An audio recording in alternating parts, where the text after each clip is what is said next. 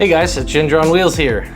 Surprise! This was supposed to be the range test for this scooter, the Emove Cruiser version 2, but as soon as I got the thing and I rode it, I realized the suspension had so much more potential, and I ordered some springs and they came in this morning, so I had the choice. Install the springs or go ride around for 60 miles in 85-degree weather. I think you know what I chose.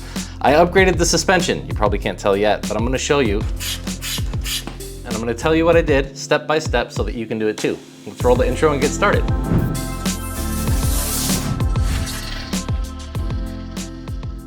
All right, so this is the front suspension on your Emove Cruiser version 2. You can see this is the stock suspension.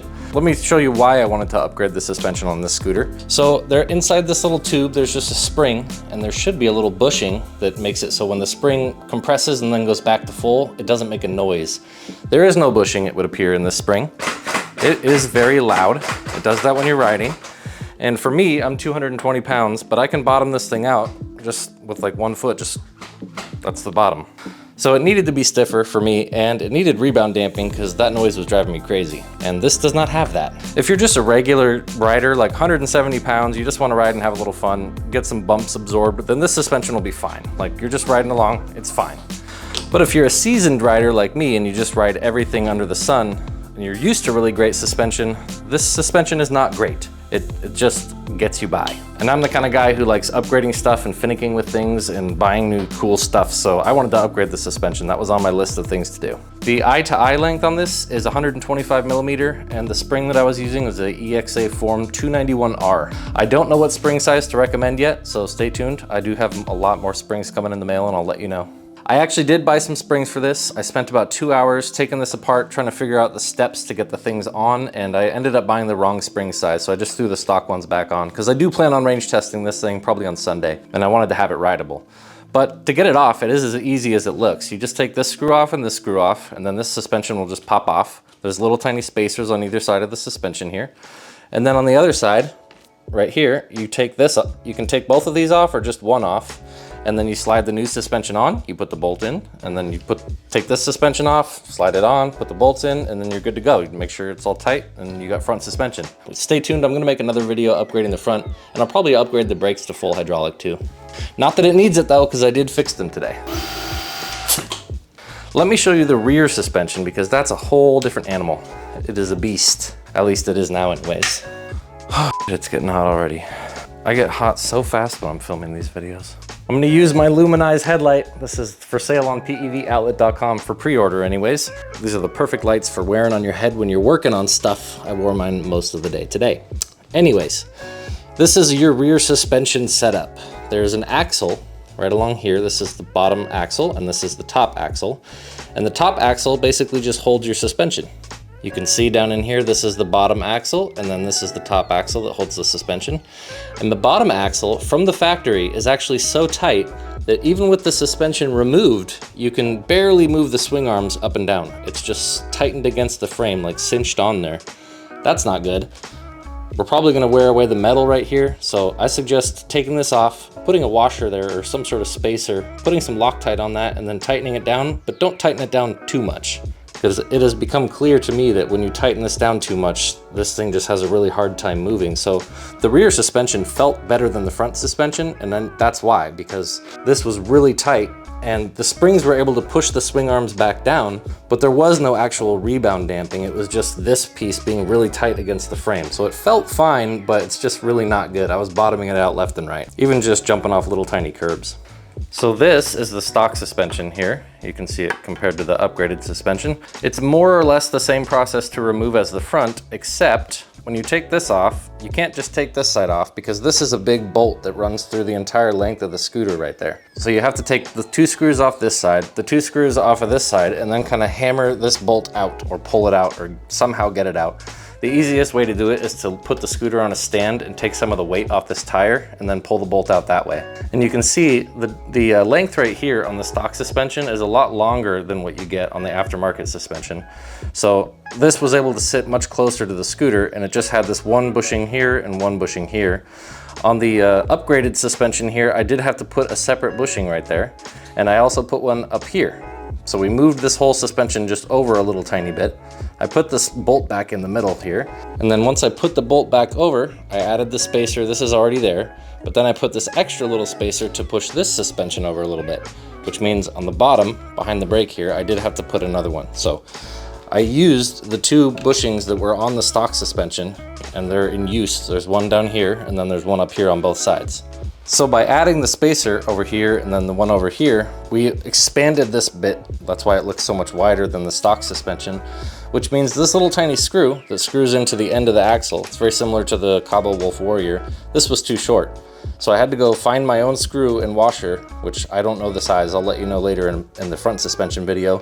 But I had to find my own custom screw and put that in there. And when I was putting it together, I put a little bit of grease on all these little joints right here, and I put some Loctite on this bolt. So now this thing can swivel freely. And like I said, I did not tighten down the main axle as tight as it was from the factory. I'm not exaggerating when I say the suspension was off and I was having a hard time moving the wheel up and down. It was just that tight. So I just had to loosen the bolt on this side, about a quarter rotation, and then the thing swung freely. And then I said, okay, that's where it needs to be.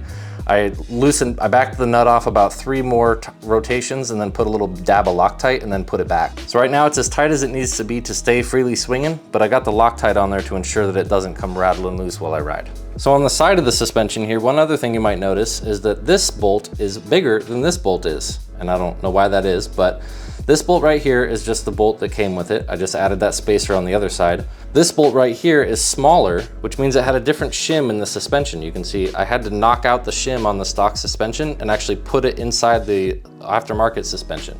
And for me, that was the hardest part. I had to find a tool that was just perfectly sized, put it in the hole, and then hit it with a hammer and knock the shim out of this. And then I had to knock the shim out of this one that came with it and put the new shim in. So that's the hardest part right there.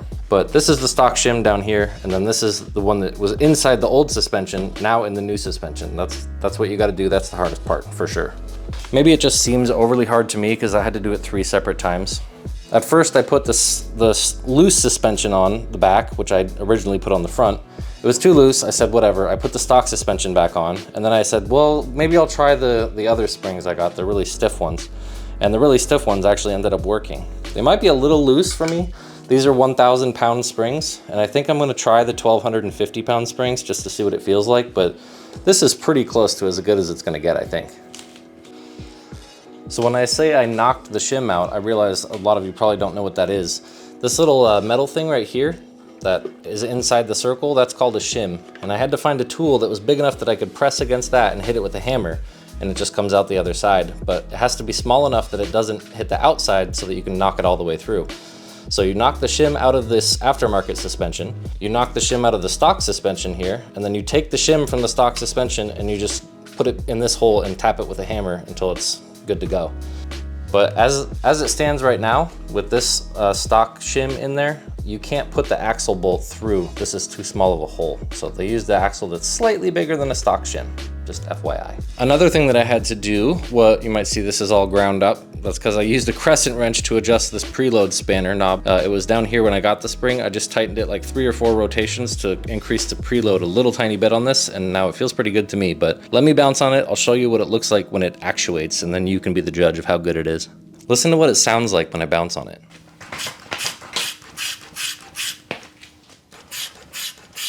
That's what suspension's supposed to sound like, not some clanky mess. So like I said, I feel like that's pretty good. Like that's about as good as it's gonna get. I will try the 1250s on there just because I like experimenting with things, but as far as I'm concerned, all I gotta do is put the rear fender on and that thing is good to go. All right, so if you watched my initial ride little mini review I did on this thing, you know that this thing was clanking around. It was kind of bugging me a little bit. And what do you know, Voro came out with a video from their technicians on how to fix it. So I did exactly what they said in the video, pulled this screw out a little bit, tightened the nut up against there, clasped it. It is tighter than it was before. It was kind of wiggling a little bit when I pulled it, but the knocking noise was still there. If there's anyone watching this who's frustrated because they can't get theirs fixed, this is what I did.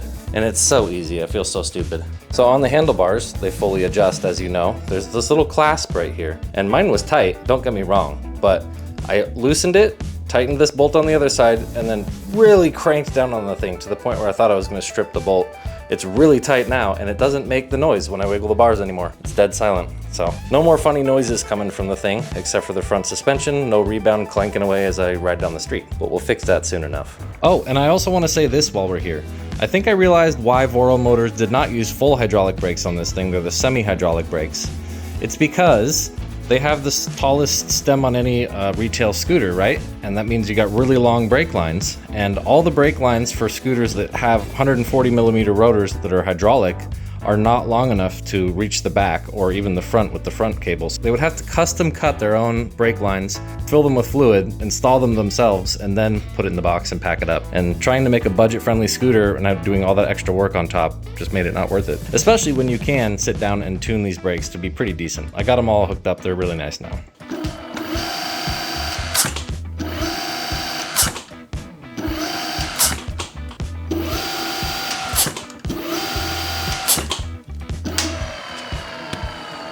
No scraping. All right, so that's gonna be part 1 of the Emove Cruiser version 2 upgrade videos. The second part, we're gonna do the front suspension and maybe put some new brakes on there. I don't know. I realize I might not have done the best job explaining exactly what I did, and it's really hard to explain without showing you. But if you have any questions at all, leave them down in the comments and I'll do my best to answer them, because I took this thing apart and put it back together 3 times today. So I feel like I'm a little more qualified than most people to tell you about how this works. But anyway, now I'm a happy camper. I'm gonna put out a video tomorrow on this little egg unicycle, and then on Sunday I'm gonna be doing the range test, so hopefully that video will be out on Monday, fingers crossed. But as usual, thanks for watching. Make sure to subscribe if you haven't already, and I'll see you for part 2. Would you just listen to that though? I love that rebound damping. That's gonna be really nice to ride on. I'm not even sure I'm gonna do the 1250s. That's actually just kind of perfect.